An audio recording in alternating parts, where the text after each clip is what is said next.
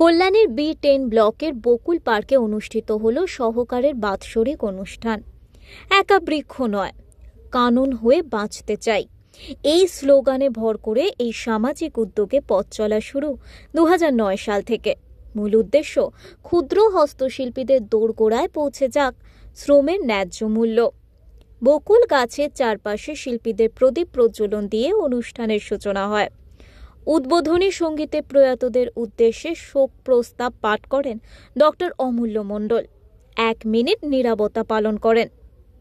অনুষ্ঠানে উপস্থিত ছিলেন পরিবেশ আন্দোলনের দীর্ঘদিনের কর্মী বঙ্কিম দত্ত, ডক্টর বিশ্বপতি মণ্ডল, বাংলার প্যাডম্যান সুমন্ত বিশ্বাস, সঙ্গীত শিল্পী শুভেন্দু মাইতি। কাকিনাড়া শিল্পাঙ্গন প্রযোজিত নাটক আদাব পরিবেশিত হয়। পরিচালনায় রাজা। অপর আরেকটি শ্রুতি নাটক ছিল আশায় বাঁচে বসন্ত। প্রযোজনা সহকার এবং পরিচালনা অরিন্দম পাল।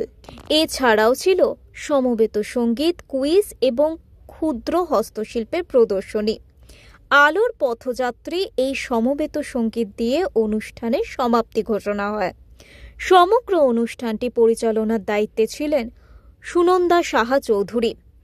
প্যাডম্যান সুমন্ত বিশ্বাস সংক্ষিপ্ত বক্তব্যে তার মিশনের কথা তুলে ধরেন।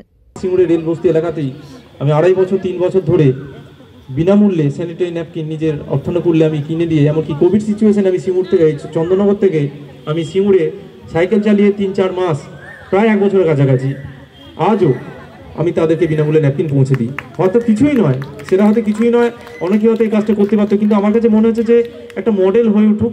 এবং সিঙ্গুরের বস্তি এলাকা সত্যি আজকে মডেল এই দিক দিয়ে, কারণ আগে তারা ন্যাপকিন ব্যবহার করতো না, তারা আগে কিন্তু কাপড় ব্যবহার করতো।